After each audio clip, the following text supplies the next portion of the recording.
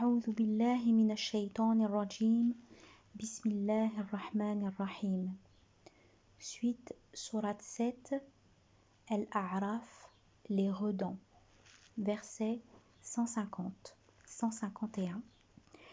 Quand Moïse fut venu à son peuple plein de courroux et de consternation, il dit : Piètre successeur que vous m'avez donné après mon départ, vous vouliez donc hâter le décret de votre maître. Il jeta les tables, empoigna par les cheveux son frère et le tira à lui. Fils de ma mère, dit Aaron, le peuple m'a estimé faible, peu s'en faut qu'il ne m'ait tué.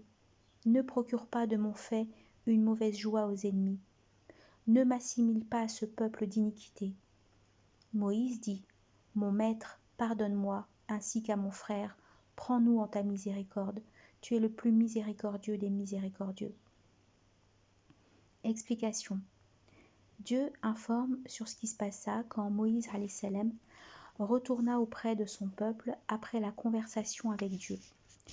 Le segment « Piètre successeur que vous m'avez donné après mon départ » signifie « Quelle saleté vous avez commise en adorant le veau après mon départ ?»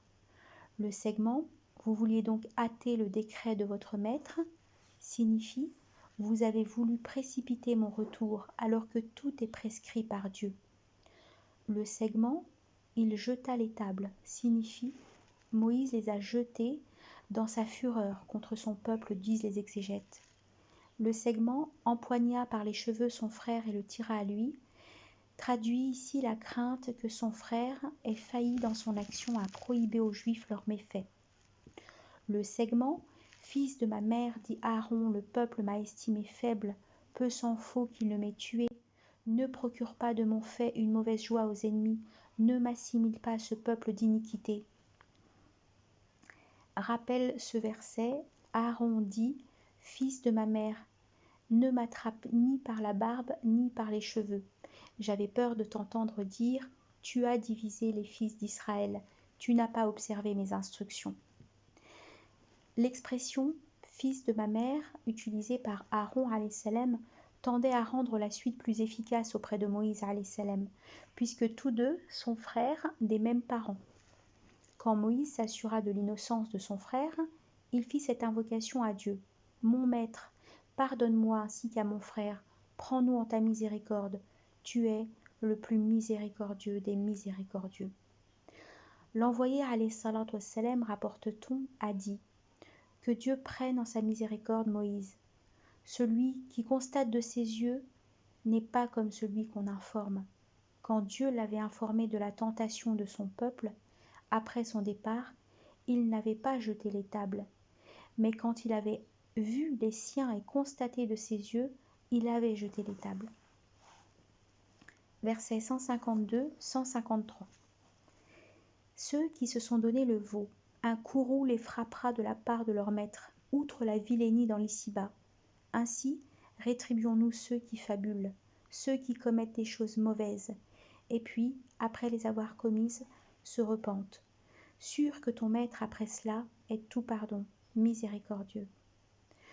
Le courroux qui s'était abattu sur eux en raison de leur adoration du veau a été le fait que Dieu n'avait accepté leur repentance qu'après que les uns eurent tué les autres. Quant à la vilainie, c'était l'humiliation, l'avilissement qui les poursuivait dans l'ici-bas. Le segment « Ainsi rétribuons-nous ceux qui fabulent » est de portée générale. Il s'applique à tout fabulateur de nouveautés.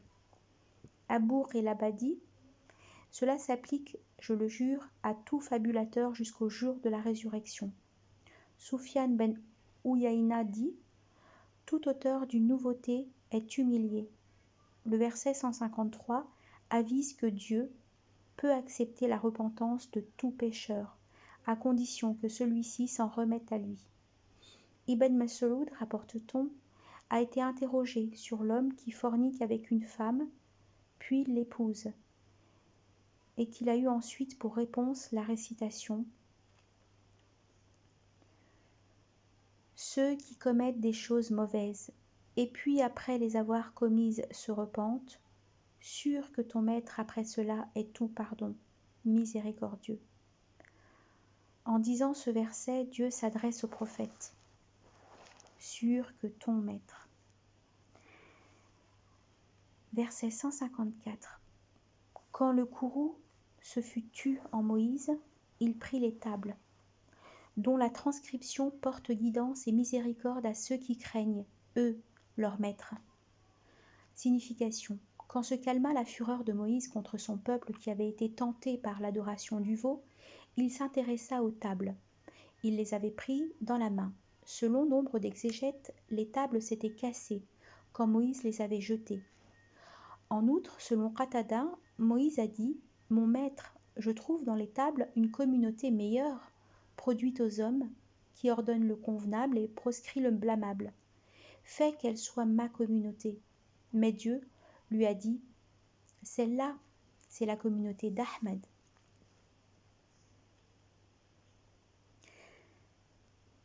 Verset 155. Moïse choisit de son peuple 70 hommes pour répondre à notre assignation. Quand le tremblement les eut saisis, il dit « Mon maître, si tu l'avais voulu, tu les aurais abolis ainsi que moi. Vas-tu nous abolir pour ce qu'ont commis des sots d'entre nous ? Ce n'est là qu'une tentation venue de toi, par laquelle tu égares qui tu veux, diriges qui tu veux. C'est toi notre protecteur. Pardonne-nous, sois-nous miséricordieux. Tu es le meilleur de ceux qui pardonnent. Écris pour nous du bonheur dans ce monde et dans la vie dernière. Nous revenons à toi repentants. » Signification. Es-Souddi dit « Dieu ordonna à Moïse d'aller à lui avec 70 des fils d'Israël pour que ces derniers lui présentassent les excuses de leur peuple au sujet de l'adoration du veau. Il lui avait donné rendez-vous. Moïse choisit les 70 hommes et s'en alla avec eux au rendez-vous.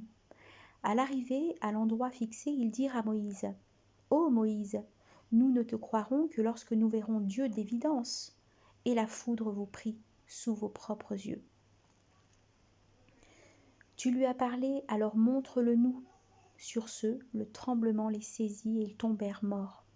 En conséquence, Moïse s'adressa à Dieu en pleurs et en invocations. « Maître, qu'est-ce que je vais dire aux fils d'Israël quand je retournerai alors que tu as anéanti leur meilleur ? Mon maître, si tu l'avais voulu, tu les aurais abolis, ainsi que moi. » Ibn Abbas et Qatada disent « Ils ont été saisis par le tremblement parce qu'ils n'ont ni suivi leur peuple dans l'adoration du veau, ni ne les en ont empêchés. » Cet avis s'entrecoupe avec le propos de Moïse « Vas-tu nous abolir pour ceux qu'ont commis des sots d'entre nous ?» Le segment « Ce n'est là qu'une tentation venue de toi » signifie « Ce n'est là qu'une épreuve venue de toi », autrement dit, le décret t'appartient. Le jugement ne revient qu'à toi. Ce que tu veux est, tu égares qui tu veux et tu guides qui tu veux. Il n'y a pas de guide pour qui tu égares et pas de déroutant pour qui tu guides.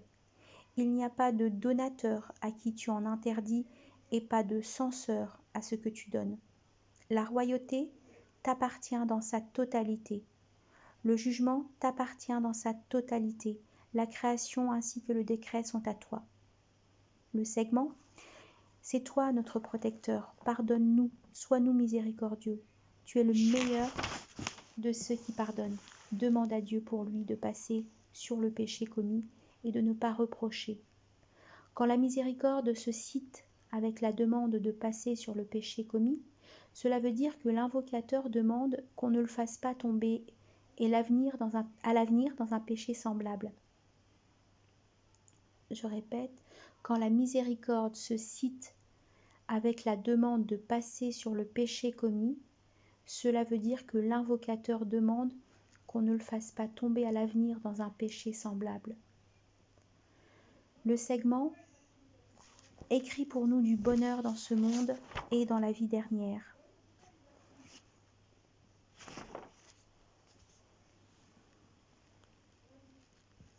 signifie se dit pour s'acquérir la chose désirée, tandis que l'invocation précédente est destinée à repousser les actions prohibées.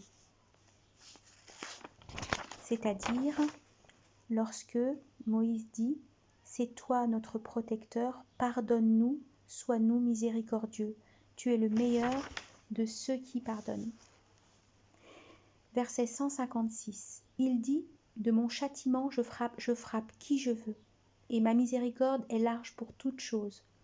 Je l'écrirai pour ceux qui se prémunissent. Acquitte la purification, ceux qui croient, eux, à nos signes. Explication. Dieu dit, en réponse à Moïse, qu'il fait ce qu'il veut et juge selon sa volonté, car il a la sagesse et l'équité en tout, transcendance à lui. Il n'est de Dieu que lui. Le segment « Et ma miséricorde est large pour toutes choses » signifie que c'est un grand signe divin, total et général. En prouve sa parole « Maître, tu contiens toutes choses en ta science et ta miséricorde ». Le prophète alayhi salatu wassalam, rapporte-t-on, a dit « Dieu a 100 parts de miséricorde. Il en a distribué une seule entre les créés. Grâce à elle, les humains, les animaux sauvages, les oiseaux sont miséricordieux mutuellement. » Le segment « Je l'écrirai pour ceux qui se prémunissent » signifie « Je rendrai obligatoire ma miséricorde en leur faveur par don et grâce de ma part. » En prouve sa parole. Votre maître s'assigne à lui-même la miséricorde. Donc Dieu l'écrira pour ceux que ses qualités distinguent, c'est-à-dire la communauté de Muhammad alayhi salatu wassalam. Elle se prémunit de l'associance et des autres péchés les plus graves. Le segment « acquitte la purification » signifie acquitter la purification des âmes, selon un avis, acquitter la purification des biens, selon un autre avis. Toutefois, le segment présuppose qu'il intègre les deux interprétations car c'est un verset mécois. Verset 157. Qui suivent l'envoyé, le prophète illettré, qu'ils trouvent chez eux inscrits dans la Torah comme dans l'Évangile, il leur ordonne le convenable et leur proscrit le blâmable, leur rend licite les choses bonnes, illicite les pernicieuses, et fait d'eux tomber les pesanteurs et les entraves qui les écrasaient. Donc ceux qui croient en lui le soutiennent, l'assistent, suivent la lumière descendue avec lui. Tous ceux-là seront, eux, les triomphants. Signification. Le segment qui suivent l'envoyé, le prophète illettré, qu'ils trouvent chez eux inscrit dans la Torah comme dans l'Évangile, est le portrait de Muhammad alayhi salatu wassalam dans les livres des prophètes précédents. Ces prophètes en ont fait l'annonce et ont ordonné de le suivre dès son apparition. Les savants, les rabbins des gens du livre, connaissent bien cette vérité. L'imam Ahmad, du vivant de l'envoyé alayhi salatu wassalam, raconte un bédouin « Je suis allé à Médine pour vendre une vache laitière. À la fin de la vente, je me suis dit « Je vais rencontrer cet homme et je vais entendre ce qu'il dit. » Il m'a accueilli alors qu'il était entre Abu Bakr et Omar sur le chemin. Je les ai donc suivis, jusqu'à leur arrivée devant un juif qui avait devant lui la Torah ouverte et qui récitait pour se réconforter, son fils étant sur le lit de la mort. Un bel adolescent. Alors l'envoyé alayhi salatu wassalam dit « Je t'adjure par celui qui a fait descendre la Torah. Est-ce qu'il y a dans ton livre-ci ma description et mon apparition ?» L'homme fit non de la tête. Mais son fils avait dit « Si, par celui qui a fait descendre la Torah, sûr que nous trouvons dans notre livre ta description et ton apparition. J'atteste qu'il n'est de Dieu que Dieu et que tu es l'envoyé de Dieu. » Hatta ben Yassar, rapporte-t-on, rencontra Abdallah ben Amr. Il dit « Informe-moi sur la description de l'envoyé alayhi salatu wassalam dans la Torah, lui dit-il. Bien sûr, dit Amr. Par Dieu, il est décrit dans la Torah comme il est décrit dans le Coran. Prophète, nous t'avons envoyé pour témoigner, porter la bonne nouvelle, donner l'alarme. Signifie être aussi un lieu sûr pour les ignorants.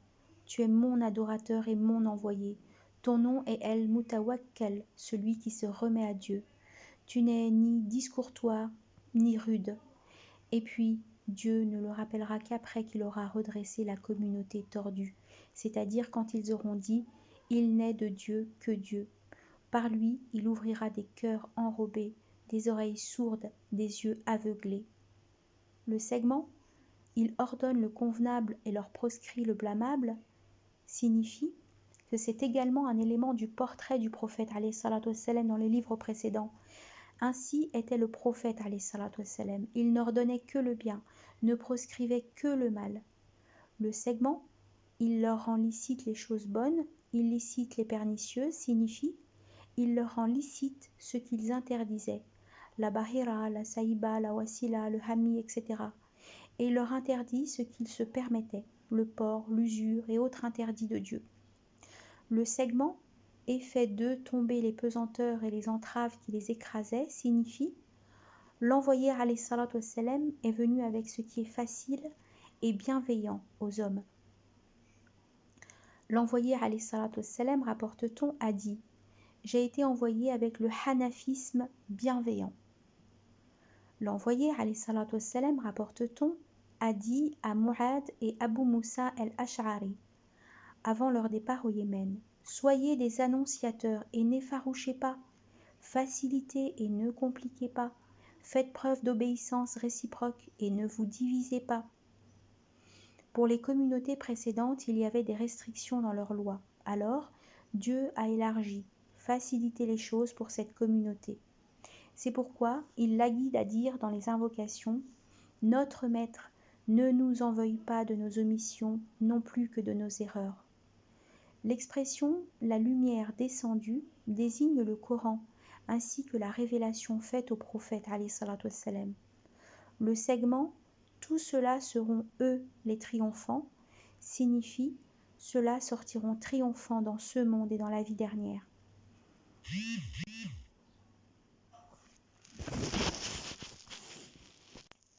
Verset 158. Dis, humains, je suis l'envoyé de Dieu à vous tous ensemble, lui qui possède le royaume des cieux et de la terre. Il n'est de Dieu que lui. Il fait vivre et mourir. Croyons donc en Dieu et en son envoyé, le prophète illettré, qui croit en Dieu et en ses paroles. Suivez-le dans l'espoir de vous bien diriger. Explication. Dieu demande à son envoyé alayhi salatu wassalam d'adresser ce message à tous les hommes, les rouges, les noirs, les arabes, etc. Cela est tout à son honneur, il est le sceau des prophètes envoyés à tous les hommes. En référence à cette parole divine, ce Coran m'est révélé pour que je vous donne l'alarme, à vous et à quiconque atteindra ce message. Et quiconque parmi les factions le dénie a rendez-vous avec le feu. S'ils le font, c'est qu'ils se dirigent bien. S'ils se dérobent, seul t'incombe la communication.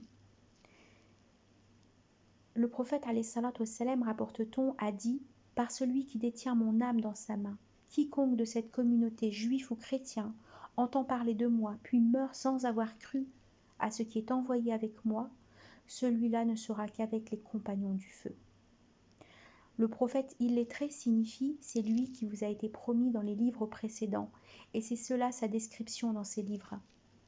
Le segment « Suivez-le dans l'espoir de vous bien diriger » signifie « engagez-vous dans sa voie, marchez sur sa trace, dans l'espoir de vous bien diriger sur la voie de droiture. » Verset 159. Il y a parmi le peuple de Moïse une communauté qui se guide avec le vrai et juge selon lui. Explication. C'est là une information de Dieu sur les fils d'Israël. Selon ce verset, il existe parmi les Juifs un groupe qui suit le vrai et juge conformément à lui. En prouve la parole d'Allah suivante. Il n'en est pas de même entre les gens du livre, d'une communauté s'activant à réciter les signes de Dieu pendant la nuit avec des prosternations. Parmi les gens du livre, il en est qui croient en Dieu et en ce qui est sur vous descendu, comme en ce qui est descendu sur eux, ont la crainte de Dieu. Ceux à qui nous avons jadis rapporté l'écriture, ceux-là croient au message. Ceux à qui nous avons donné l'écrit le récitent de surrécitation. C'est qu'ils y croient. Versets 160, 161, 162. Nous les rompîmes en 12 lignées, formant des communautés distinctes, et nous révélâmes à Moïse, quand son peuple lui eut demandé de l'eau, « Frappe de ton bâton la pierre. » Il en jaillit alors 12 sources, chacune des tribus connut son abreuvoir. Nous attardâmes sur eux le nuage, et fîmes descendre sur eux la manne et l'écaille. Mangez des choses bonnes que nous vous attribuons. Aussi ne furent-ils pas iniques envers nous, mais envers eux-mêmes. Et quand il leur fut dit, établissez-vous dans cette cité, mangez d'où vous voudrez, disez, soumission, et entrez par la porte en vous prosternant. Alors nous vous pardonnerons vos erreurs et nous vous donnerons davantage aux bel agissants. Seulement, les iniques d'entre eux y substituèrent une formule différente de celle indiquée. Alors nous leur envoyâmes du ciel une fureur à raison de leur iniquité. L'explication est en fait dans la sourate 2 qui est médinoise, tandis qu'ici le contexte est mécois. Verset 163. Interroge-les encore sur la cité de front de mer, quand ils transgressaient le Shabbat, lorsque du poisson venait ce jour-là sans péché, alors qu'au jour non sabbatique il n'en venait pas. Ainsi les éprouvions-nous à raison de leur scélératesse. Explication. Ce verset est une extension explicative du verset « Vous connaissez ceux d'entre vous qui transgressent le Shabbat ». Dieu recommande ainsi à son envoyé, alayhi salatu wassalam, de rappeler aux Juifs l'histoire de certains de leurs ancêtres qui avaient contredit son ordre et qui avaient été surpris par son sévère châtiment en raison de leurs méfaits et leurs ruses sournoises. De cette manière, c'est comme si Dieu recommandait aux prophètes, alayhi salatu wassalam, de mettre en garde les Juifs qui dissimulaient la description mentionnée dans les Écritures.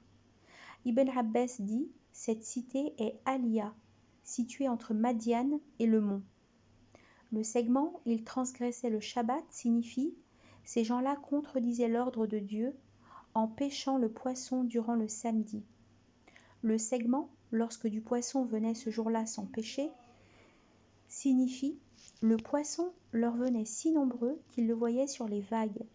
Mais durant les autres jours, pas un seul n'apparaissait sur l'eau. Dieu voulait les éprouver ainsi, tantôt en montrant le poisson sur l'eau, spécialement le jour du samedi, tantôt en le cachant les autres jours. Ces Juifs-là usèrent alors de ruse pour violer les interdits de Dieu, selon Ibn Abbas. L'envoyé alayhi salatu wassalam, rapporte-t-on, a dit « Ne commettez pas ce que les Juifs commettaient. Ainsi, vous rendriez licites les interdits de Dieu par la moindre des ruses. » Versets 164, 165, 166. Et quand une communauté d'entre eux dit « Pourquoi est-ce que vous édifiez un peuple que Dieu va faire périr ou châtier d'un dur châtiment ?» Les autres dirent « Pour nous mettre à couvert à l'égard de votre maître et dans l'espoir qu'il se prémunisse. Et comme ceux-ci ont oublié le rappel qui leur a été fait, nous sauvâmes ceux qui interdisaient le mal et saisîmes les iniques d'un châtiment sévère, à raison de leur scélératesse. Et comme ils ont dans leur impudence violé l'interdiction qui leur avait été pourtant faite, nous leur dîmes « Soyez des singes dégoûtants. » Explication. Dieu informe sur le devenir des habitants de cette cité. Ceux-là se sont divisés en 3 groupes. Ceux qui commirent l'interdit en pêchant le samedi, ceux qui interdirent cette pêche aux fautifs puis s'isolèrent ensuite, et ceux qui se turent et ne firent rien, mais dirent à ceux qui avaient contesté « Pourquoi est-ce que vous édifiez un peuple que Dieu va vous faire périr ou châtier d'un dur châtiment ?» Autrement dit, pourquoi est-ce que vous leur interdisez alors que vous savez qu'ils sont déjà perdants et qu'ils ont mérité la punition divine? Il n'y a rien à en tirer en leur rappelant vos interdictions. Le segment « Pour nous mettre à couvert à l'égard de votre maître et dans l'espoir qu'il se prémunisse » signifie « Cela est devant Dieu conforme à notre engagement, qui est celui d'ordonner le convenable et prohiber le blâmable. » Et puis, peut-être qu'avec cette contestation, ils vont se prémunir et revenir à Dieu repentants. C'est la réponse du deuxième groupe. Le segment « Et comme ceux-ci ont oublié le rappel qui leur a été fait » signifie « Et comme les transgresseurs ont refusé les conseils, nous avons sauvé ceux qui avaient contesté la pêche et puni ceux qui ont désobéi. » Dieu mentionne ainsi le sauvetage des premiers et la perte des pécheurs iniques, mais il ne donne pas d'indication sur ceux qui se turent. Ces derniers ne méritent pas d'éloge pour une action non faite par eux. comme ils ne méritent pas aussi de blâme pour un grave péché non commis par eux. Pourtant, malgré cela, les exégètes divergent sur leur sort. Sont-ils des sauvés ou sont-ils parmi les perdants? Ibn Abbas dit « C'était une cité au bord de la mer, située entre l'Égypte et Médine. On l'appelait Aïla. Dieu leur avait interdit la pêche du poisson le jour du Shabbat. Alors, le jour du Shabbat, les poissons leur sont venus à la surface sur le bord de la mer. Le jour du Shabbat passé, ils ne pouvaient les pêcher. Cela avait duré le temps que Dieu voulut. Puis, un groupe d'entre eux prirent du poisson le jour du Shabbat. Un autre groupe leur interdisait cela. Les prenez-vous ? Leur ont-ils dit alors que Dieu vous les interdit le jour du Shabbat ? Ces transgresseurs redoublèrent de rébellion et de violation. Un autre groupe, qui interdisait cette pêche illicite, a trouvé que cela devenait assez long. Alors, ils dirent « Vous savez que ceux-là sont un peuple sur qui le châtiment est devenu un droit. Pourquoi est-ce que vous édifiez un peuple que Dieu va faire périr ou châtier d'un dur châtiment ?» Ils étaient les plus courroucés pour Dieu que l'autre groupe qui avait dit « Pour nous mettre à couvert à l'égard de votre maître ». Tous ensemble, ils avaient donc interdit cette pêche aux transgresseurs. Quand la fureur de Dieu tomba, ces deux groupes furent sauvés, mais le groupe des désobéissants fut perdu. Dieu les avait transformés en singes. Selon un autre avis, ceux qui se turent furent parmi les punis. Le segment « Soyez des singes dégoûtants » signifie « Soyez des singes humiliés, avilis, méprisés ». Verset 167. Et lors ton maître annonça avec force qu'il enverrait contre eux jusqu'au jour de la résurrection, qu'il leur ferait endurer un dur châtiment. Ton maître est prompt à punir, et il est tout pardon, miséricordieux. Explication. Qatada dit « La puissance de cette parole divine révèle que Dieu sait bien jurer cela. » Le segment « Il enverrait contre eux » signifie « Dieu enverrait sur les Juifs jusqu'au jour de la résurrection ceux qui leur feraient endurer les sévères punitions. » Moïse, alayhi salam, dit-on, leur a imposé un tribut durant 7 ans. Un autre avis dit « Il leur avait imposé un tribut de 13 ans. C'était lui qui instaura le premier tribut. Et puis, ils avaient subi la domination des rois Kashdanéens, ensuite celle des rois Chaldéens, puis celle des chrétiens qui leur imposèrent le tribut et la capitation, puis celle de l'islam et Muhammad, alayhi salatu wassalam, à qui ils durent verser aussi tribut et capitation. Pour l'explication de ce verset, Ibn Abbas dit « C'est là l'humiliation et la capitation. Celui qui leur fera endurer de sévères punitions, c'est Muhammad, alayhi salatu wassalam, ainsi que sa communauté, et cela jusqu'au jour de la résurrection. À la fin du monde, ils seront les soutiens de l'Antéchrist, et ce sera avec Jésus, fils de Marie, que les musulmans les tueront. Enfin, le dernier segment veut dire que Dieu est prompt à punir, qui lui désobéit et contredit sa loi, et qu'il est tout pardon, miséricordieux, pour qui se repent et s'en remet à lui. Ainsi donc, Dieu cite conjointement sa miséricorde et sa punition, afin qu'il n'y ait pas de désespoir, et que les hommes se maintiennent entre l'espoir et la crainte. Versets 168, 169, 170. Bref, nous les rompîmes sur la terre en communauté, et parmi eux se trouvèrent des pieux, et d'autres qui l'étaient moins. Nous les éprouvâmes par le bon comme par le mauvais, escomptant ainsi les ramener. Ils eurent pour successeurs après eux, qui, bien qu'ayant hérité du livre, se saisissaient du casuel de ce bas monde, en disant « Il nous pardonnera ». Et s'il leur venait encore semblable casuel, ils s'en saisiraient. L'alliance du livre n'avait-elle pas d'eux été prise qu'ils ne diraient sur Dieu que le vrai? Ils en ont pourtant étudié le contenu. La demeure dernière est préférable à ceux qui se prémunissent. Ne raisonnez-vous donc point? Ceux qui se cramponnent au livre accomplissent la prière. Nous ne ferons pas perdre le salaire de ceux qui font le bien. Explication. Dieu, dit-il, a réparti les fils d'Israël en peuples, en tribus. Le segment, et parmi eux se trouvèrent des pieux, et d'entre qui les témoins, est comme le propos des djinns quand ils disent « Et il en est parmi nous d'édifiants et d'autres qui le sont moins ». Le segment « Nous les éprouvâmes par le bon comme par le mauvais » signifie « Dieu les a éprouvés par la chose aisée et la chose malaisée, le bonheur et le malheur, la convoitise et la crainte ». Le verset qui suit « Dieu remplaça la génération des pieux et des non-pieux par une autre, la suivante, qui ne se distinguera par aucun bien. Pourtant, elle a hérité la Torah. » Qatada dit « Ses héritiers sont les chrétiens ». Cependant, ce segment présuppose qu'il est général.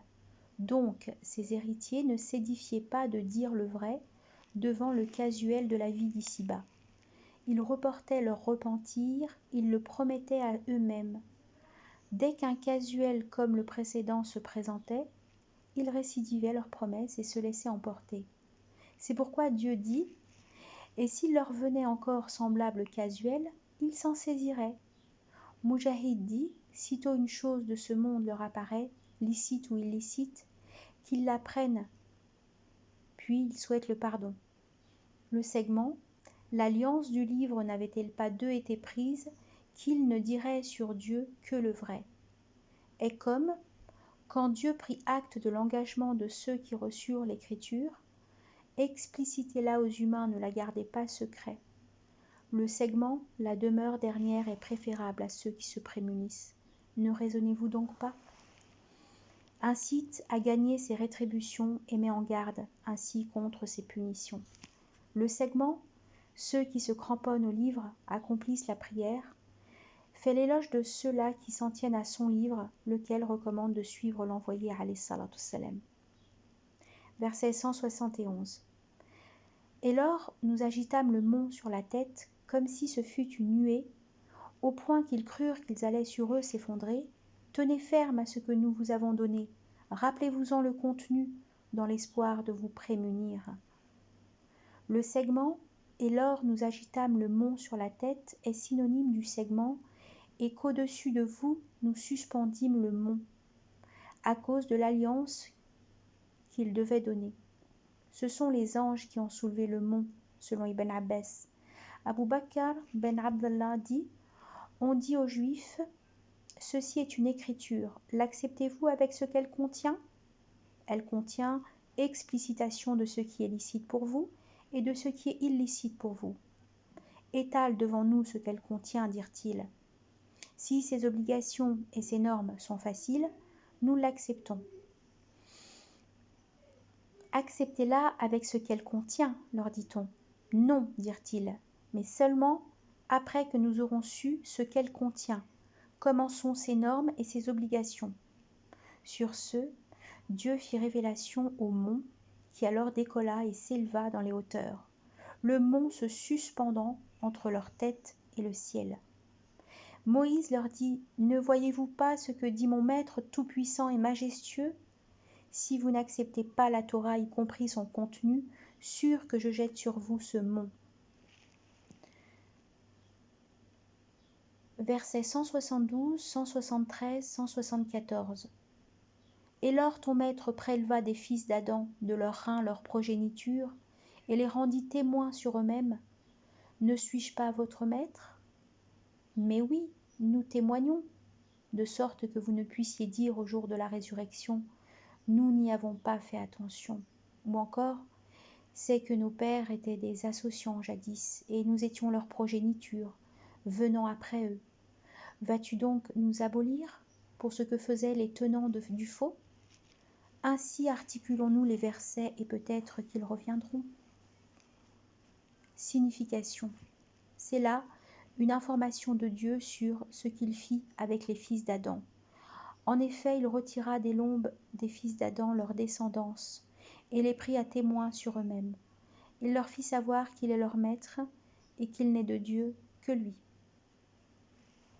En preuve cette parole, ainsi donc redresse ta face vers la religion, en croyant originelle, en suivant la prime nature selon laquelle Dieu a instauré les humains, sans qu'il y ait de substitution possible à la création de Dieu. L'envoyé alayhi salatu wassalam, rapporte-t-on, a dit « Tout nouveau-né naît sur la prime nature. Au jour de la résurrection, on dira à l'homme d'entre ceux du feu « Que vois-tu si tu avais à toi quelque chose de la terre ? Le donnerais-tu pour te rançonner ? Oui, dira-t-il. Alors Dieu dira « J'ai voulu de toi moins que cela. J'ai pris de toi, dans le dos d'Adam, que tu ne m'associerais à rien, mais tu as refusé en me donnant des associés. Dieu a pris la progéniture d'Adam de leur dos, puis il les a fait témoigner sur eux-mêmes. Puis il les a fait émaner dans ses psaumes. Puis il a dit, ceux-ci iront au jardin, ceux-là iront au feu. » Les gens du jardin sont donc aidés pour les actions des gens du jardin, et les gens du feu pour les actions des gens du feu. Le segment. Et lors ton maître préleva des fils d'Adam de leurs reins leur progéniture, signifie Dieu a instauré leur descendance génération après génération et siècle par siècle. Ce segment est synonyme de « c'est lui qui vous a fait successeur sur la terre, lui qui vous établit lieutenant sur la terre, de même qu'il vous a fait croître de la descendance d'un autre peuple. » Le segment et les rendit témoins sur eux-mêmes. Ne suis-je pas votre maître ? Mais oui, nous témoignons. Dieu les a fait exister en tant que témoins sur cela par l'état ou par la parole. Ils diront, nous témoignons contre nous-mêmes. Le fait de l'état peut être sur l'exemple de ce verset, il n'appartient pas aux associants de fréquenter les mosquées de Dieu, puisqu'ils témoignent contre eux-mêmes de leur dénégation. Ce qui veut dire, dans ce second cas, que leur état d'existence témoigne que Dieu est le Maître, l'Omnipotent. D'autre part, si on dit que la communication faite par le prophète alayhi salatu wassalam suffit comme argument pour son existence, la réponse à cela consiste en ce que les associants démentent tout ce que les prophètes ont apporté. C'est pourquoi Dieu a institué un argument indépendant. C'est celui de la prime nature, grâce à laquelle tous les humains attestent le monothéisme. Versets 175, 176, 177. Récite-leur l'histoire de celui que nous avons gratifié de nos signes, mais qui s'en dépiauta. Satan se fit de lui un adepte, et désormais, il devint du nombre des égarés. Si nous avions voulu, nous l'aurions exalté par nos signes, mais il s'est affaissé sur la terre pour suivre sa passion. Sa semblance est celle d'un chien qui halète. Que tu l'excites ou que tu le laisses en paix, telle la semblance de ceux qui démentent nos signes. Narre-leur ces récits, dans l'espoir qu'ils réfléchissent. Funeste semblance que celle de ceux qui démentent nos signes.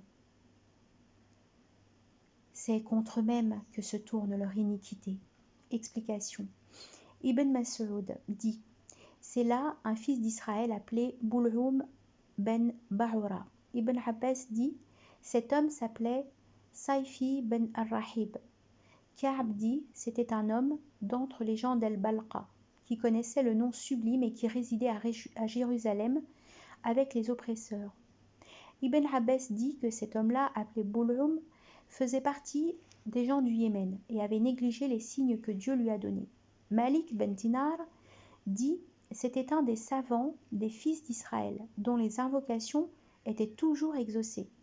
C'est pourquoi on recourait à lui dans les situations difficiles. » Le prophète de Dieu, Moïse alayhi salam, le chargeant d'une mission auprès du roi de Madian. Cet homme s'en alla appeler ce monarque à la religion de Dieu.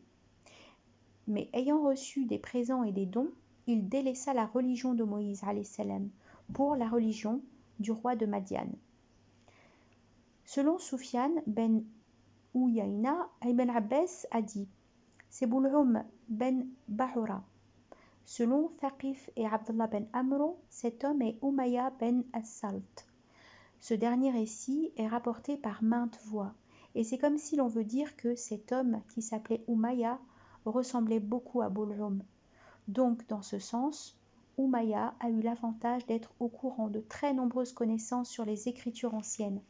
Cependant, il n'en a tiré rien d'utile de son savoir. Les versets coraniques, ainsi que les autres signes divins, parvinrent à lui, puisqu'il a vécu à l'époque du prophète ﷺ, et a même contacté ce dernier sans toutefois le suivre. Au contraire, il s'était rangé du côté des associants, les a appuyés, les a loués dans ses poèmes. Certains commentaires disent que cet homme faisait partie de ceux qui croyaient du bout des lèvres seulement, mais pas sincèrement. Mais l'avis le plus connu, qui explique le pourquoi de ce verset, est cet homme-là des fils d'Israël, Bul'um. Selon Ibn Abu Talha, Ibn Abbas a dit « Quand Moïse a.s. s'installa avec les siens devant les oppresseurs, Bul'um fut contacté par ses cousins et son peuple. Moïse est un homme de fer et il est accompagné de nombreux soldats. S'il venait à nous dominer, dirent-ils, il nous abolirait certainement. Invoquez Dieu pour qu'il repousse de nous Moïse et les siens. Si j'invoquais Dieu pour qu'il repousse Moïse et les siens, leur dit-il, mon ici-bas et ma demeure dernière seraient à jamais perdus. Mais ils étaient restés à lui demander cette invocation si bien qu'il la fit. Dieu le dépiauta alors de ce qu'il avait. C'est cela le sens de « mais qui s'en dépiauta ». Es-Soudi dit, à la fin des 40 années sur lesquelles il est dit « et cette contrée leur fut en conséquence interdite 40 ans », Dieu envoya Yusha ben Nun en tant que prophète pour les fils d'Israël. Sur quoi le prophète leur dit que Dieu leur ordonnait de combattre les oppresseurs. Les fils d'Israël lui prêtèrent allégeance et le crurent, et après un fils d'Israël, appelé Bul'um, s'en alla aux oppresseurs. C'était un savant qui connaissait le nom sublime voilé, mais il devint négateur, maudit soit-il. Quand il avait pris contact avec les oppresseurs, il leur avait dit « N'ayez pas peur des fils d'Israël. Lorsque vous sortez les combattre, j'invoquerai une invocation contre eux et ils seront abolis. » Le segment « Satan se fit de lui un adepte et désormais il devint du nombre des égarés » signifie « Satan s'est accaparé complètement de lui, si bien qu'il devint d'entre les abolis perplexes. » L'envoyé, alayhi salatu wassalam, rapporte-t-on, a dit « Ce dont j'ai peur pour vous, c'est celui qui récite le Coran au point où se voit sur lui sa splendeur. Son habit est l'islam qui le tient tant que Dieu veut, puis il s'en dépiote et le jette derrière son dos, se déploie contre son voisin avec un sabre et l'accuse d'associance. » Le segment, sa semblance est celle d'un chien qui allaite, que tu l'excites ou que tu le laisses en paix, suscite des avis divers. Salim ben An-Nadir dit « Bul'um donna libre cours à sa langue, si bien qu'il fut comparé au chien qui allaite, dans les deux cas. » Un autre avis dit « Bul'um devint dans son égarement comme le chien dans son allaitement. » Que tu l'appelles à la croyance ou non, il ne réagira pas positivement. Il est comme le chien. Calme ou excité, le chien allaite sans cesse. Cette image rappelle le segment. Que tu leur donnes l'alarme ou non, ils ne croient pas. Implore pour eux le pardon ou n'implore pas pour eux le pardon. Le segment narre-leur ces récits dans l'espoir qu'ils réfléchissent, recommande au prophète alayhi salatu wassalam de raconter cela aux fils d'Israël, car ils sont au courant de ce qui s'était passé avec Bul'um. Dieu lui recommande donc de leur rappeler le destin de cet homme-là, pour leur donner matière à réfléchir et pour les mettre en garde contre un sort identique, car Dieu leur a fait don d'un savoir qui les distingue des autres bédouins, qui contient bien la description du prophète alayhi salatu wassalam. Cette description, ils la connaissent certainement comme ils connaissent leurs enfants. C'est pour cela que les fils d'Israël ont sur eux plus de droits que les autres à le suivre, l'aider et l'appuyer, comme cela leur a été recommandé par leur prophète. S'ils contredisaient cette recommandation, Dieu ouvrirait sur eux une humiliation durable dans l'ici-bas et dans la demeure dernière. Le segment « funeste semblance que celle de ceux qui démentent nos signes » signifie « l'exemple d'un peuple devient un mauvais exemple quand il ressemble aux chiens qui ne courent qu'après la satisfaction de leurs besoins de nourriture et de sexualité. » Donc, celui qui se retrouve pour le plaisir et la passion, en dehors de la sphère du savoir et de la guidance, devient comme le chien. Le prophète, alayhi salatu wassalam, rapporte-t-on, a dit « Il ne se trouve pas parmi nous, l'exemple du mauvais. Le revenant à sa bouffée expirée est comme le chien qui revient à sa vomissure. » Verset 178. Celui que Dieu guide est celui qui est guidé. Celui qu'il égare, ceux-là sont les perdants. Signifie, ce qui veut dire, celui que Dieu a guidé ne peut être égaré par personne, et celui qui l'a égaré a perdu, et s'est engouffré inéluctablement dans l'égarement. Ce que Dieu veut se réaliser, et ce qu'il ne veut pas ne se réalise pas. Verset 179. Nous avons créé pour la géhenne bien des djinns et des humains. Ils ont des cœurs avec quoi ils ne comprennent rien, des yeux avec quoi ils ne voient rien, des oreilles avec quoi ils n'entendent rien. Ceux-là ressemblent à du bétail, et même leur égarement va plus loin. Ce sont ceux-là les indifférents. Explication. Dieu informe qu'il a créé pour la géhenne nombre de djinns et d'hommes et d'humains, et qu'il les a préparés à cela. Ceux-là agiront selon les actions des gens du feu. En décidant la création, Dieu savait déjà ce que feraient ces créés avant même leur formation. Il écrivit cela dans un livre. Tout cela avait eu lieu 50 000 ans avant la création des cieux et de la terre. Le prophète alayhi salatu wassalam, rapporte-t-on, a dit « Dieu a établi les mesures de la création 50 000 ans avant de créer les cieux et la terre, quand son trône se trouvait sur l'eau. » Le segment, ils ont des cœurs avec quoi ils ne comprennent rien, des yeux avec quoi ils ne voient rien, des oreilles avec quoi ils n'entendent rien, signifie que leurs organes de savoir ne leur serviront à rien pour les guider. En preuve, les versets suivants. Nous les avons dotés de l'ouïe, du regard et du cœur, mais ne leur servirent de rien ni le regard, ni l'ouïe, ni le cœur, dès lors qu'ils récusaient les signes de Dieu. Sourds, muets, aveugles, perdus, sans retour. Sourds, muets, aveugles, ils ne raisonnent pas. Si Dieu avait reconnu en eux quelque bien, il leur aurait accordé d'entendre. Et même s'il leur avait donné cette aptitude, ils auraient tourné le dos, tout en étant opposés. Or, ce ne sont pas les regards qui sont aveugles, mais s'aveuglent les cœurs qui sont dans les poitrines. Celui dont la vue est trop basse pour distinguer le rappel du tout miséricorde, nous faisons éclore pour lui un démon qui sera son inséparable. En somme, ils ne sont ainsi que devant la guidance. Le segment « cela ressemble à du bétail » signifie ceux-là qui n'entendent pas le vrai, ne le comprennent pas, ne voient pas la guidance, sont comme les bestiaux dans les champs. Ces bêtes utilisent leurs organes seulement pour tirer utilité de l'apparence de la vie d'ici-bas.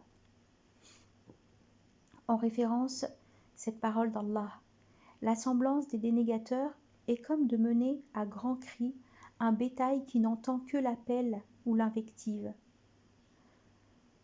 Donc la semblance de ceux-là dans l'appel à la croyance est celle des bêtes quand le berger les appelle. Elles n'écoutent que sa voix sans comprendre ce qu'il dit. C'est pour cette raison qu'il est dit dans la suite « Et même leur égarement va plus loin », c'est-à-dire plus loin que celui des bestiaux qui, eux, répondent au moins à l'appel de leur maître. Verset 180. À Dieu appartiennent les noms les plus beaux. Invoquez-le sous ces noms, sans vous soucier de ceux qui en dévient. Ils seront rétribués selon ce qu'ils font. Explication. L'envoyé alayhi salatu wassalam, rapporte-t-on, a dit « Dieu a 99 noms. 100 moins 1. Celui qui les énumère entrera au jardin. Et il est l'impair, qui aime l'impair. En outre, les noms les plus beaux ne se limitent pas aux 99 noms. Le prophète alayhi salatu wassalam, rapporte-t-on, disait « Dieu, je te fais demande par tout nom à toi par lequel tu nommes toi-même, ou lequel tu as fait descendre dans le livre, ou lequel tu enseignes à l'un de tes créés, ou par lequel tu gardes pour toi dans le monde du cachet. » Ibn al-Arabi dit « On a recensé dans le livre et la sunna 1000 noms appartenant à Dieu ». Le segment « Sans vous soucier de ceux qui en dévient » signifie la déviance de ceux qui dévient est qu'ils prétendent qu'Allat est un nom parmi les noms de Dieu. Selon Ibn Abbas, Mujahid a dit « On a formé le nom de Allat du nom de Dieu et le nom de Al-Uzza du nom de Al-Aziz, le Tout-Puissant. » Verset 181. Parmi ceux que nous avons créés, il y a une communauté qui guide dans le vrai, et selon lui, elle rend la justice. Explication. Le segment parmi ceux que nous avons créés désigne quelques communautés. Quant au reste du verset, il parle de cette communauté qui agit en permanence selon le vrai, avec la parole et l'acte. Ses membres disent le vrai, appellent à lui comme ils agissent conformément à lui et prononcent les jugements conformément à lui. Ce verset, dit-on, désigne la communauté de Mohammed. Le prophète rapporte-t-on a dit ce verset est pour vous. Déjà le peuple d'avant vous a reçu un pareil. Selon ce verset, il y a parmi le peuple de Moïse une communauté qui se guide avec le vrai et juge selon lui. On rapporte également que le prophète a aussi dit « Dans ma communauté, il y a un peuple qui est avec le vrai jusqu'à la descente de Jésus, fils de Marie, quand il descendra. »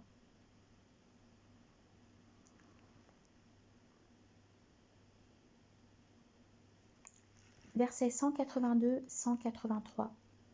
Tandis que ceux qui démentent nos versets, nous les mènerons progressivement par où ils ne savent pas. Avec eux, je temporise, mon stratagème est solide.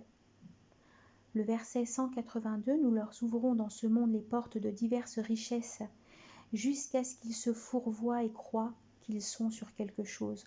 En prouve cette parole divine. Quand ils eurent oublié l'objet du rappel qui leur était signifié, nous leur ouvrîmes les portes de toutes choses, jusqu'au moment où, joyeux de tous ces dons, nous les saisîmes à l'improviste, et les voilà prostrés. Le verset « avec eux je temporise » signifie « mon stratagème est solide, je leur fais durer cela où ils sont, puisque mon stratagème est puissant et sûr. » Verset 184. N'ont-ils pas réfléchi? Leur compagnon est loin d'être possédé par les djinns. Il est seulement un donneur d'alarme explicite. Signification. N'ont-ils pas réfléchi ceux-là qui démentent nos versets? Leur concitoyen Mohammed n'est pas atteint de folie. Au contraire, il est bien un envoyé qui appelle au vrai, un donneur d'alarme explicite, c'est-à-dire clair et manifeste, pour qui a un cœur qui raisonne et comprend. En référence, ces paroles d'Allah. Et votre compagnon n'est pas un possédé, votre compagnon n'est pas habité des djinns, il n'est qu'un homme qui vous donne l'alarme dans l'imminence d'un dur châtiment. Qatada dit, se trouvant à Safa, le prophète appela les Qurayshites à l'islam. Il les a appelés par chacun des noms de leur tribu. Ô les fils d'un tel, ô les fils d'un tel. Il les avait mis en garde contre la rigueur de Dieu, contre les pièges de Dieu, mais leur orateur a dit « Votre compagnon-ci est sûrement fou. Il a passé la nuit à élever la voix jusqu'au matin. » Après quoi Dieu fit descendre. N'ont-ils pas réfléchi? Leur compagnon est loin d'être possédé par les djinns. Il est seulement un donneur d'alarme explicite. Verset 185. N'ont-ils pas regardé le royaume des cieux et de la terre et tout ce que Dieu a créé de choses, ni vu que peut-être leur terme approche? Alors, à quel langage après celui-ci pourraient-ils croire? Signification. Ceux-là qui démentent ces versets ne voient-ils pas son royaume et son pouvoir sur toute la création? Ne voient-ils donc pas cela pour méditer, tirer enseignement, croire en lui et en son envoyé, s'en remettre à lui, destituer les idoles, prendre garde à l'approche de leur terme? Car s'ils restent dans leurs conditions de dénégateurs, ils seront certainement abolis, puis conduits au châtiment le plus dur, le plus sévère. Le segment, alors, à quel ancrage après celui-ci pourrait-il croire, signifie À quelle mise en garde, à quelle intimidation vont-ils croire s'ils n'accordent pas foi à celle que l'envoyé leur rapporte de Dieu? Verset 186. Quiconque Dieu égare ne trouvera point de guide. Il les laisse divaguer dans leur impudence. Signification. Dieu dit que celui à qui il a prescrit l'égarement ne trouvera personne pour le guider. En preuve sa parole, décidément, celui que Dieu veut tenter, tu ne pourras pour lui rien obtenir de Dieu. Dis, regardez ce qu'il y a dans les cieux et sur la terre, mais ni signe ni alarme ne suffisent à un peuple d'incroyance. Verset 187. On t'interroge sur l'heure. À quand son ancrage? Dis, sa connaissance est plutôt auprès de Dieu. Lui seul, le moment venu, illuminera à point nommé. Elle sera lourde aux cieux et à la terre, d'autant qu'elle ne vous prendra qu'à l'improviste. On t'interroge dessus comme si tu l'avais scruté. Dis, sa connaissance est plutôt auprès de Dieu, mais la plupart des hommes ne le savent pas. Signification. Ce verset, dit-on, est descendu au sujet des Qurayshites, et il est dit-on aussi, descendu au sujet d'un groupe de juifs. Mais c'est le premier avis qui est le plus vraisemblable, car le verset est descendu à la Mecque. Donc, les Qurayshites ont demandé quand adviendrait l'heure, tout en pensant que cela était loin de la réalité. En preuve les paroles suivantes d'Allah. Ils disent, à quand cette promesse pour autant que vous soyez véridiques? Ils veulent l'avancer, ceux qui ne croient pas, alors qu'elle bouleverse les croyants, car ils savent quel est le vrai. Le segment « à quand son ancrage » signifie à quand son arrivée, sa destination finale, à quand est la fin de la durée de l'ici-bas, c'est-à-dire le début de l'heure, selon Ibn Abbas. Le segment « sa connaissance est plutôt auprès de Dieu, lui seul, le moment venu il l'illuminera à point nommé » recommande au prophète ﷺ de renvoyer la connaissance de l'heure à lui seul. C'est lui qui la fera apparaître quand il veut. Le segment « elle sera lourde aux cieux et à la terre » signifie « la connaissance de l'heure sera lourde pour les habitants des cieux et de la terre » selon Qatada. Al-Hassan dit « quand elle viendra, elle sera lourde pour les habitants des cieux et de la terre. Elle leur sera énorme. » Ibn Abbas dit « le jour de la résurrection, il n'y a pas une seule chose de la création qui ne soit atteint d'un mal. » Ibn Jurayj dit « à la venue du jour de la résurrection, le ciel se fissure, les étoiles se dispersent, le soleil s'enroule, les monts se mettent en mouvement, et tout ce que Dieu a dit advient. C'est cela la lourdeur de l'heure. » Ibn Jarir choisit l'avis de Qatada. La lourdeur de la connaissance du moment de sa venue pour les habitants des cieux et de la terre. Es-Suddi dit « elle est cachée dans les cieux et la terre. » Mais personne, ni ange rapproché, ni prophète envoyé, ne connaît sa résurrection. Elle ne vous prendra qu'à l'improviste. Sa résurrection viendra subitement par surprise. L'envoyé alayhi salatu wassalam, rapporte-t-on, a dit « l'heure ne viendra que quand le soleil se lèvera du côté du couchant. Quand il se lèvera, tous les hommes croiront, mais cela quand la croyance sera inutile pour qui n'a pas cru auparavant, ainsi que pour qui, ayant été croyant, essaiera de s'acquérir une action bonne. » Le segment « on t'interroge dessus comme si tu l'avais scruté » suscite des avis divers. Ibn Abbas dit « en interrogeant le prophète alayhi salatu wassalam sur l'heure, les gens l'ont fait à la manière d'un peuple qui voyait comme si Muhammad alayhi salatu wassalam leur était familier. Alors, Dieu a révélé à son envoyé que la connaissance de l'heure lui est exclusive et qu'il n'en a informé ni ange rapproché ni envoyé. » Qatada dit « les Qurayshites dirent au prophète alayhi salatu wassalam, entre toi et nous, il y a des liens de parenté. Confie-nous donc quand sera l'heure. » Alors Dieu fit descendre, on t'interroge dessus comme si tu l'avais scruté. Mujahid dit, cela on dit, tu as scruté par l'interrogation jusqu'à ce que tu aies connu son moment. Abderrahman ben Zaïd dit, ils ont dit, on dirait que tu en as connaissance, alors que Dieu en cache la connaissance à ses créés. Ce dernier est le plus fort, parce que la suite du verset vient ainsi. Dit, sa connaissance est plutôt auprès de Dieu, mais la plupart des hommes ne le savent pas. L'ange Gabriel, salam, rapporte-t-on, se présenta sous la forme d'un bédouin pour enseigner aux gens leur religion.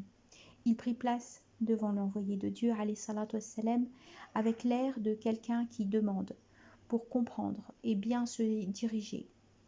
Il l'interrogea donc sur l'islam, puis sur la croyance, puis sur le bel agir. Ensuite, il demanda « À quand l'heure ?» Alors l'envoyé salam répondit « L'interrogé n'est pas plus au courant que celui qui pose la question. » Puis il récita « Car Dieu tient la science de l'heure. »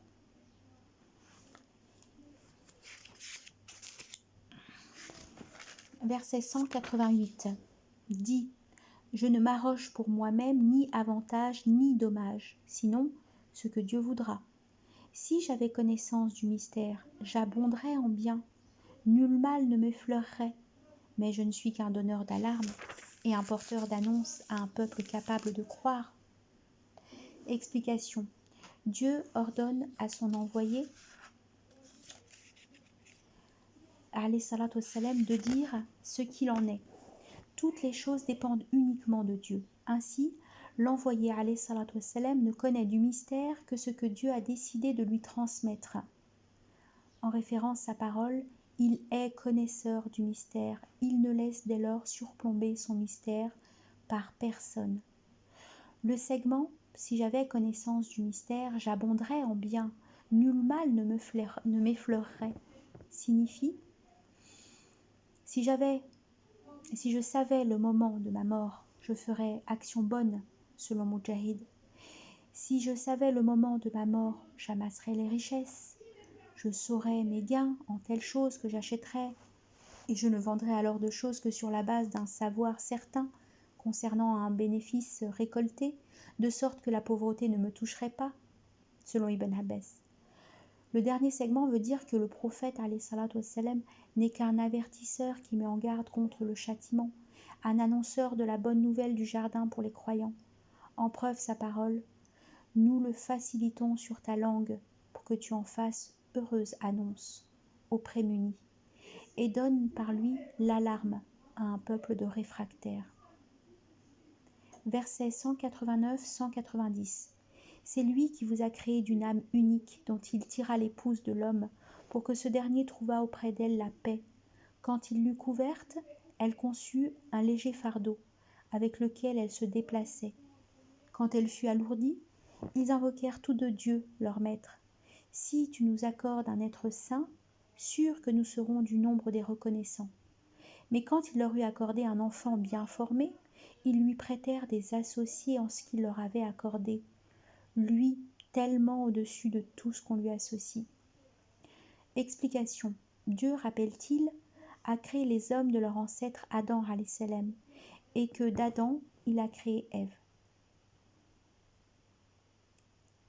En preuve ces paroles. Humains, nous vous avons créé d'un mâle et d'une femelle. Humains, prémunissez-vous envers votre maître. Il vous a créé d'une âme unique dont il tira pour celle-ci une épouse. Le segment, pour que ce dernier trouvât auprès d'elle la paix, est synonyme du verset « Parmi ces signes qu'il a créés pour vous, à partir de vous-même, des épouses, afin qu'auprès d'elles vous trouviez l'apaisement.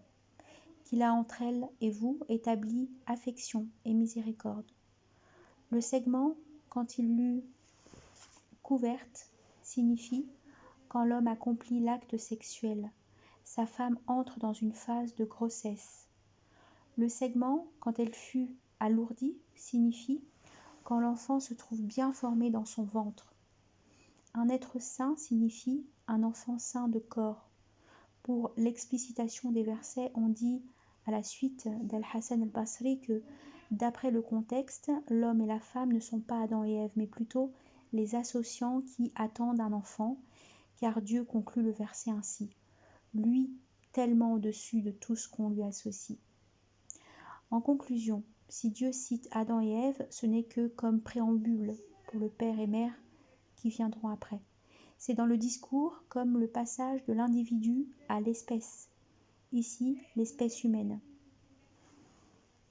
Versets 191, 192, 193, 194, 195, 196, 197 et 198. Quoi ?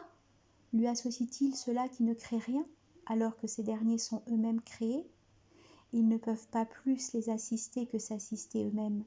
Et si tu les convies à la guidance, ils ne pourraient vous suivre. Même résultat pour vous, que vous les conviez ou restiez muets. Ceux hors que Dieu vous invoquez ne sont que des adorateurs vos pareils. Invoquez-les donc, qu'ils vous exaucent alors, pour autant que vous soyez véridiques. Aurait-il des pieds avec quoi marcher ? Aurait-il des mains avec quoi forcer ? Aurait-il des yeux avec quoi distinguer ? Aurait-il des oreilles avec quoi entendre ? Dis, invoquez vos associés, puis usez de stratagèmes contre moi, et ne me faites pas attendre. Mon protecteur, c'est Dieu, qui fait descendre le livre, et prend en charge, lui, les justes. Ceux que, hors lui, vous invoquez ne peuvent pas plus vous assister que s'assister eux-mêmes. Si vous les conviez à la guidance, ils n'entendraient pas. Tu les vois te regarder, mais ils ne te voient pas. Signification. C'est là un désaveu divin adressé aux associants qui adorent les statues, les idoles, les égaux. Ces objets de vénération ne possèdent rien du décret, ne peuvent faire ni du bien ni du mal à leurs adorateurs. Bien plus, ces divinités sont inertes, elles ne bougent pas, n'entendent pas, ne voient pas, alors que leurs adeptes sont dans ces domaines plus complets. C'est pourquoi Dieu dit « Quoi ? Lui associe-t-il cela qui ne crée rien alors que ces derniers sont eux-mêmes créés ?» Ce segment est synonyme de « Ceux que vous invoquez en place de Dieu sont impuissants à créer une mouche, même s'ils se mettaient à tous pour y réussir. Et si la mouche leur enlevait une chose, ils ne pourraient sur elle la récupérer. Sont faibles aussi bien le solliciteur que le sollicité. Adorerez-vous, dit-il, ce que vous sculptez ?» Le verset « Ils ne peuvent pas plus les assister que s'assister eux-mêmes » signifie « Les déités ne sont d'aucun secours à leurs adorateurs et à elles-mêmes, si quelqu'un leur veut du mal. » Le segment « Et si tu les conviais à la guidance, ils ne pourraient vous suivre. » Ces statues adorées ne peuvent pas entendre l'appel de celui qui les appelle. Verset qui prouve « Pourquoi, cher Père, adores-tu cela qui n'entend ni ne voit, ni ne peut te servir en rien, ces adorateurs, vos pareils. » C'est-à-dire, ces statues sont en vérité des créés comme les hommes. Le segment « Invoquez vos associés puis usez de stratagèmes contre moi et ne me faites pas attendre » signifie « Demandez soutien et appui à vos statues contre moi et ne me faites pas attendre un seul instant. Allez, faites tout votre possible. » Le segment « Mon protecteur, c'est Dieu qui fait descendre le livre et prend en charge, lui, les justes » signifie « Moi, je me suffis à Dieu, c'est lui mon appui et c'est à lui que je m'en remets. Il est mon protecteur dans ce monde et dans la vie dernière, ainsi que le protecteur de tout juste qui vient après moi. » Signifie, en appui les références de versets, « Je m'en remets à Dieu, mon maître et le vôtre. Point d'animal qu'il ne maîtrise par la touffe du front. Mon maître dispose du chemin de rectitude. Alors, voyez-vous bien cela que vous adorez, vous et vos pères premiers ? Eh bien, ce ne sont pour moi qu'ennemis, sauf le maître des univers. Moi, je me proclame innocent de cela que vous adorez, sauf celui qui m'a créé. À lui de me guider. » Le segment, tu les vois te regarder, mais ils ne te voient pas. Parle d'elles comme s'il parlait d'un humain. Elles ont des yeux, mais seulement en apparence. Versets 199 et 200. Prends les choses du bon côté, ordonne selon tes convenances et écarte-toi des ignorants. Si quelque agacerie vient de Satan t'agacer, cherche refuge auprès de Dieu. Il est entendant, connaissant. Le segment prend les choses du bon côté concerne l'éthique des gens ainsi que leurs actions, selon Moujahid et d'autres. Ubay dit quand Dieu fit descendre, prends les choses du bon côté, ordonne selon les convenances et écarte-toi des ignorants. L'envoyé alayhi salatu wassalam a dit c'est quoi cela Gabriel? Et l'ange Gabriel alayhi salatu wassalam a dit Dieu t'ordonne d'user de pardon pour qui te lèse, de donner à qui t'en prive, et de contacter celui qui rompt les liens avec toi. Uqba ben Amir dit j'ai rencontré l'envoyé alayhi salatu wassalam, j'ai entamé la discussion avec lui, puis je l'ai pris par la main. Et je lui ai dit ô envoyé de Dieu, informe-moi sur les meilleures des actions.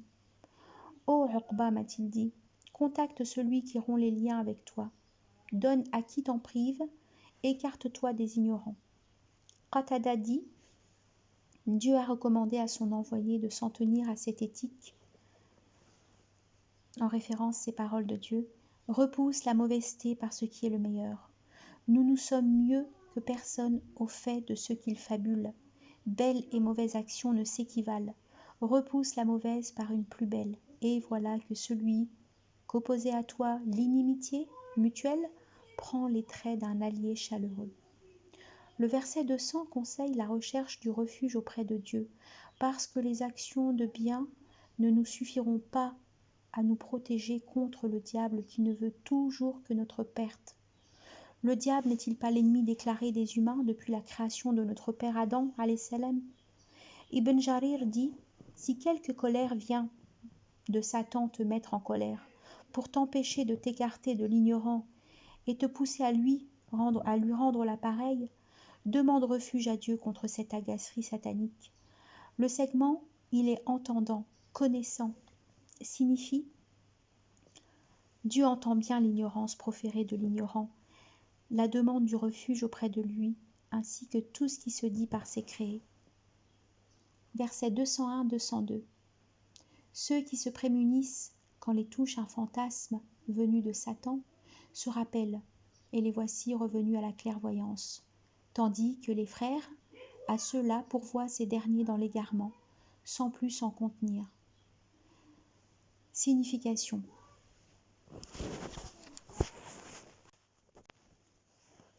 C'est là une information de Dieu sur ses adorateurs qui se prémunissent et lui obéissent.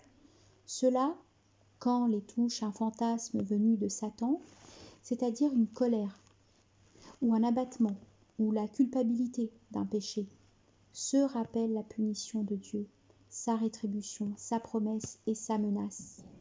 Alors ils se repentent, demandent le pardon, s'en remettent à lui, demandent refuge auprès de lui. Ainsi, ils se rétablissent dans la voie de rectitude, se guérissent du mal. Le verset 202 veut dire que les diables aident leurs frères humains à s'engouffrer dans les désobéissances par l'embellissement et à leur ajouter égarement, c'est-à-dire ignorance et impudence, à l'égarement déjà acquis.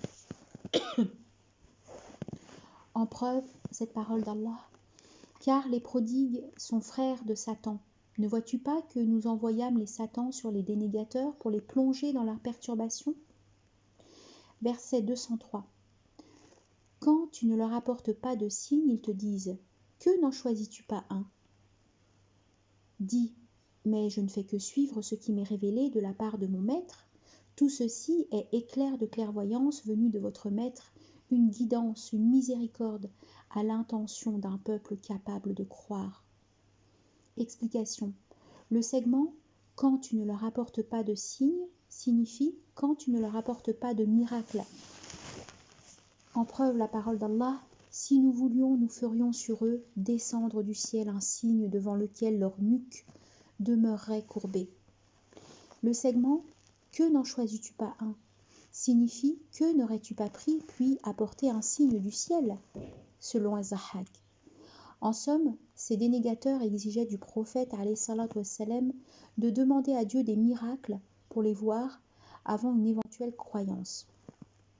Le segment « Mais je ne fais que suivre ce qui m'est révélé de la part de mon maître » signifie « Moi je ne demande à Dieu rien de cela, je suis plutôt ce qu'il m'ordonne de faire. S'il m'envoie un signe, je le reçois, s'il ne m'envoie pas, je m'interdis de lui en demander un. Car il est sage, connaissant. La suite du verset indique que le Coran est le plus grand prodige, la plus évidente des preuves divines, la plus irréfutable des arguments, le plus irréfutable des arguments. En preuve cette parole d'Allah, tout ceci est éclair de clairvoyance venu de votre maître, une guidance, une miséricorde à l'intention d'un peuple capable de croire. Verset 204. Quand le Coran est récité, écoutez-le et prêtez bien l'oreille, dans l'espoir d'obtenir miséricorde. Signification. Après avoir dit que le Coran est un ensemble d'éclairs de clairvoyance, une guidance, une miséricorde, Dieu ordonne d'avoir bonne écoute pendant la récitation du Coran, cela par respect pour le livre de Dieu et non pas comme le faisaient les dénégateurs de Quraysh.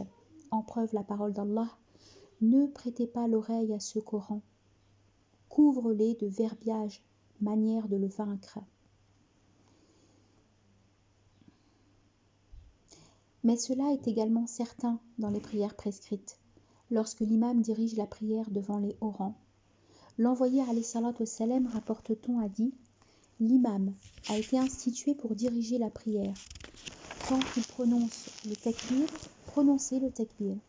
Mais dès qu'il récite le Coran, prêtez l'oreille. » Abu Huraira dit « On se parlait dans les prières et quand il eut la descente de ce verset, quand le Coran est récité, écoutez-le, et de l'autre verset, on reçut ordre de prêter l'oreille. Ibn Mas'ud dit « On se saluait dans les prières. Alors un Coran est descendu. C'est la parole d'Allah. Quand le Coran est récité, écoutez-le et prêtez bien l'oreille dans l'espoir d'obtenir miséricorde. » Versets 205-206. Rappelle ton maître en ton âme dans la crainte et l'humilité, à voix contenue, matin et soir. Ne sois pas des indifférents. Ceux qui sont auprès de ton maître, point en eux d'orgueil qui les détourne de l'adorer. Ils proclament sa transcendance, ils se prosternent devant lui. Explication. Dieu ordonne de le rappeler beaucoup au début et à la fin du jour. Il ordonne de l'adorer dans ces deux temps. En preuve sa parole, exalte par la louange la transcendance de ton maître avant le lever du soleil et avant son coucher. Cela a été ordonné avant la prescription des 5 prières lors du trajet nocturne. Ce verset est un verset mécois. En outre, il est préférable que le rappel se fasse comme indiqué dans le verset. Quand l'envoyé alayhi salatu wassalam fut interrogé, « Notre maître est-il proche pour que nous nous adressions confidentiellement à lui ?» dirent-ils. « Ou est-il loin pour que nous l'appelons ?» Dieu fit descendre cette parole. « Si mes adorateurs t'interrogent sur moi, je suis tout proche, que j'exauce l'invocation de qui m'invoque, quand on m'invoque. » El-Moussa el-Hachari dit, dans un des voyages, les gens élevèrent la voix dans leur invocation. Alors le prophète alayhi salatu wassalam intervint. « Ô gens, retenez-vous, vous n'invoquez ni un sourd ni un absent. Celui que vous invoquez est entendant, proche, plus proche de chacun de vous que le coup de sa chamelle. » Le verset 205 incite à la multiplication du rappel durant la journée.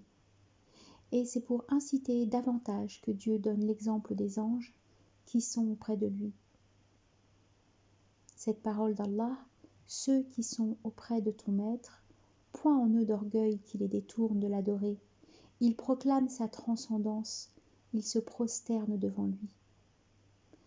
Dans ce verset, il est fait mention de la première prosternation à faire quand on récite ou quand on entend la récitation de ce verset.